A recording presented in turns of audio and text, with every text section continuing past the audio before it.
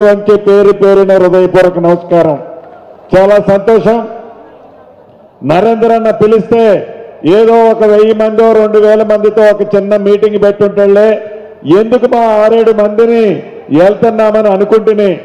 కానీ ఈ సభ చూసిన తర్వాత నా భూతో నా భవిష్యత్తు అనే విధంగా అద్భుతంగా రాష్ట్ర ప్రభుత్వం, ప్రజల ప్రభుత్వం, ప్రజలు అనుకునే ప్రభుత్వం, ప్రజలు కోరుకునే ప్రభుత్వం పరిపాలన తీరు పట్ల మీరు చూపించిన ప్రేమ అభిమానం చూస్తుంటే ఆనాడు 10 సంవత్సరాలు పరిపాలించిన వాళ్ళకి మైండ్ బ్లాక్ అయిపోయి పిచ్చి కుక్కలా నోటికి ఏ పదాలు వస్తే ఆ పదాలు వాడుతూ సంస్కారం లేకుండా సంస్కారహీనంగా మేము విదేశాల్లో చదివామని గొప్పలు చెప్పుకోవడం తప్ప సంస్కారహీనంగా పేదోడు కష్టాలు 10 సంవత్సరాల్లో పరిపాలించినప్పుడు లేని ప్రేమని వల్లమాలిన ప్రేమని ఒలకబోస్తూ మేము పేదోళ్ల కోసమే ఉన్నామని మళ్ళీ చెప్పాలని ప్రయత్నిస్తూ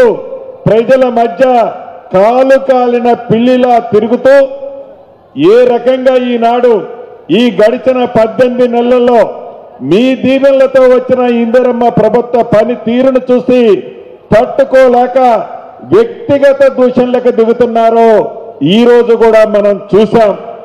మాజీ మంత్రులుగా తన పేరున అవాక్కులు చవాక్కులు చూస్తుంటే సభ్య సమాజం తలదించుకునే విధంగా తను మాట్లాడే తీరు చూస్తుంటే చాలా బాధ అనిపిస్తుంది. ఏదైనా అది వారి సంస్కారానికే మనం వదిలేయాల్సిన అవసరం ఉంది. నేను ఈ వేదిక మీద నుంచి వారిని ఒక్కటే అడగదలుచుకున్నాను.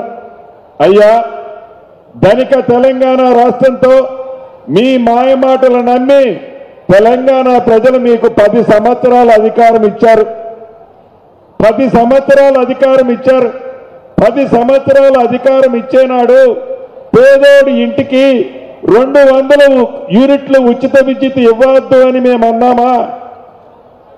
500 రూపాయలకి గ్యాస్ ముద్ద ఇవ్వద్దని మేము అన్నామా? ఆడబిడ్డలకి ఆర్టీసీ బస్సులో ఉచిత సౌకర్యం ప్రయాణం కల్పించొద్దని మేము అన్నామా? పేదోడు పిల్లలు హాస్టల్లో చదువుతుంటే సరిగ్గా బువ్వ పెట్టాలని నీకు సోయి లేకపోతే 40% డైట్ ఛార్జీలు, ఆడపిల్లలకి 200% హాస్పిటల్ ఛార్జీలు పెంచొద్దని మేము అన్నామా? నిరుద్యోగ యువతని 2 పర్యాయాలను మోసం చేస్తే 9 నెలల్లో 60,000 ఉద్యోగాలు నిన్ను ఇయ్యొద్దని చెప్పామా? ఒరేస్తే ఉరేసుకున్నట్లేని నువ్వు చెప్తే దానికి భిన్నంగా రైతును రాజును చేయొద్దని మేము చెప్పామా? 10 సంవత్సరాలలో నువ్వు చేసిన రుణమాఫీ అరా కొర ఇస్తూ 17,000 కోట్లు ఇస్తే ఇందిరమ్మ ప్రభుత్వంలో 3 నెలలలో 21,000 కోట్లు రైతన్నకిచ్చి రైతుని రాజును చేయొద్దని మేము అన్నామా? సన్న వడ్లేసిన రైతన్నకు మద్దతు ధరతో పాటు క్వింటాలకి 500 రూపాయలు ఇవ్వద్దని మేము అన్నామా?